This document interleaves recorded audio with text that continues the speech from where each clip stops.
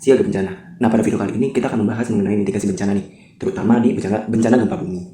Nah, walaupun dari tim kami itu melakukan rekaman dari tempat masing-masing, dan tim kami pun masih berharap bahwasanya pesan yang akan kami sampaikan itu semoga bisa sampai ke teman-teman semua dengan baik dan benar. Karena apa? Karena bencana itu bisa datang kapan aja, dan dari kita sendiri kita harus siap, dan itu mulai dari sekarang. Mitigasi bencana adalah upaya untuk mengurangi resiko dan dampak bencana. Jadi mitigasi bukan hanya dilakukan saat bencana terjadi, tapi juga sebelum dan setelah bencana. Contohnya adalah menyiapkan tas siaga, mengetahui jalur evakuasi, mengikuti simulasi, dan mencari informasi dari sumber resmi.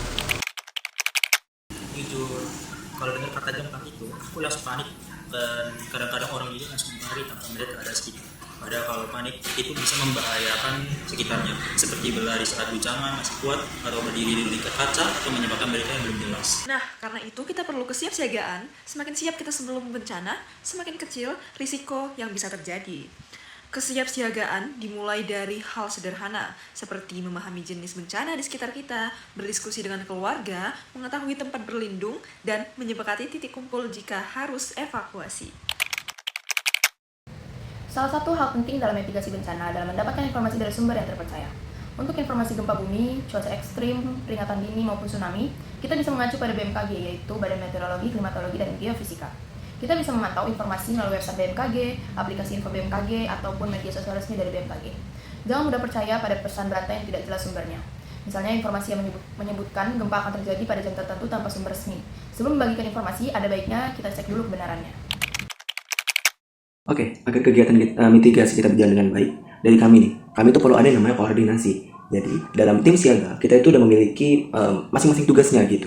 Jadi kayak yang pertama itu ada tugas yang memantau informasi, terus ada juga yang membantu evakuasi, dan juga ada yang menyiapkan logistik, serta ada juga nih yang membantu pertolongan pertama. Nah, dari mereka ini tuh kami sudah menyiapkan tupoksi sendiri agar kita semua di sini memiliki peranan yang memang itu udah sesuai dari bidang yang kami miliki, seperti itu. Saya sebagai tim evakuasi bertugas memastikan semua orang keluar dengan jalur yang aman dan titik kumpul terdekat. Saat evakuasi, kita harus bergerak dengan tertib, tidak saling mendorong, tidak menggunakan lift, dan menghindari benda yang berpotensi roboh. Saya sebagai tim kesehatan yang akan menyiapkan kotak P3K, dan selain itu saya juga membantu orang yang terluka. Pertolongan pertama sangat penting, terutama luka ringan, pusing, dan kondisi yang sedang panik. Nah, jika korban mengalami luka serius, kita segera menghubungi pihak yang berwenang. Saya sebagai tim logistik bertugas untuk menyiapkan tas siaga bencana. Dalam tas ini berisi barang-barang penting. Contohnya, air minum, makanan tahan lama, senter,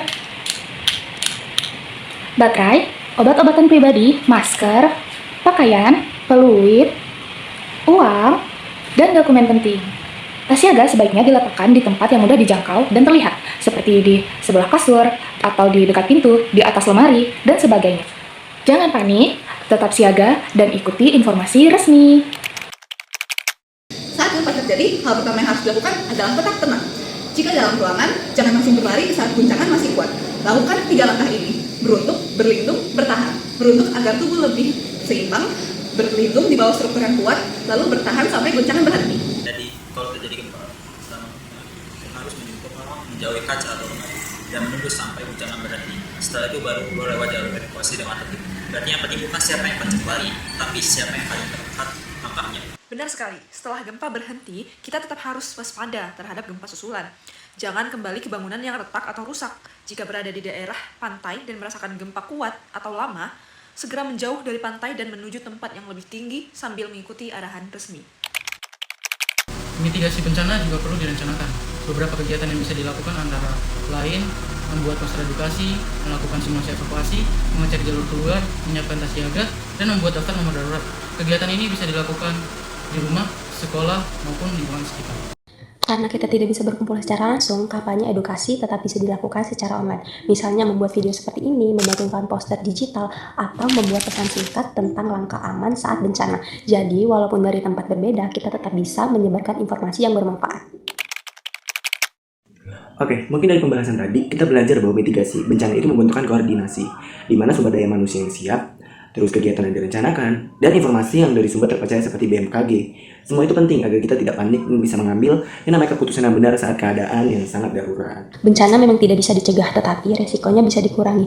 Mulailah dari hal kecil, kenali bahaya di sekitar, siapkan tas siaga, pahami jalur evakuasi, dan jangan menyebarkan informasi yang belum jelas.